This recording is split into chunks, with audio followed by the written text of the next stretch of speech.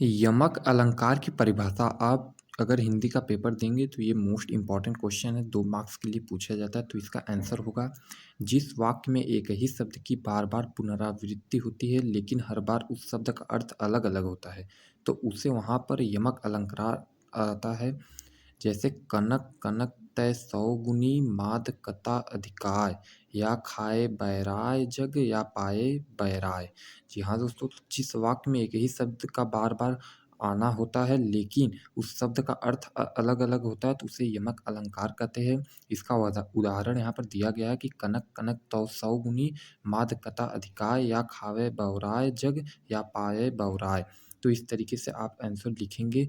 यमक अलंकार most important question है, तो यहाँ पर इसका परिभाषा और साथ ही साथ मैंने आपको उदाहरण भी जो है बताया, तो आप इसको ज़रूर लिखेंगे। अब आप कैसे पहचानेंगे कि ये यमक अलंकार है, तो इसके बारे में भी आप जान लीजिए कि एक ही शब्द जब 2 या 2 से अधिक बार आए तथा उनके अर्थ अलग-अलग हो तो वहाँ पर यमक अलंकार होता है, ये तो हम लोग जानते हैं। लेकिन जब बारो उर्वशी सुन राधिके सुजान, तू मोहन के उर्वशी है उर्वशी समान।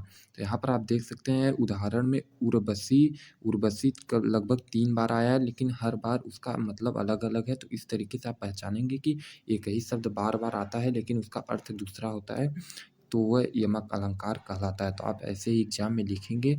तो ऐसे ही इम्पोर्टेंट टॉपिक के लिए हमारे चैनल को सब्सक्राइब कर लीजिए, क्योंकि यहाँ पर आपको मोस्ट इम्पॉर्टेंट हिंदी के जो है क्वेश्चन कराए जाते हैं, व्याकरण से रिलेटेड, हिंदी साहित्य से रिलेटेड और भी सब्जेक्ट से रिलेटेड। तो आप इस चैनल को सब्सक्राइब कर लीजिए। मैं नेक्स्ट वीडियो में आपके महत्वपूर्ण पर्यायवाची और विलोम शब्द लेकर आ रहा हूँ।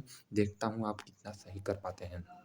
तो इस चैनल को सब्सक्राइब कर इस वीडियो को लाइक शेयर ज़रूर कीजिएगा और यमक अलंकार को आप अपने नोट्स में ज़रूर लिख लीजिएगा। ये मोस्ट इम्पॉर्टेंट क्वेश्चन है।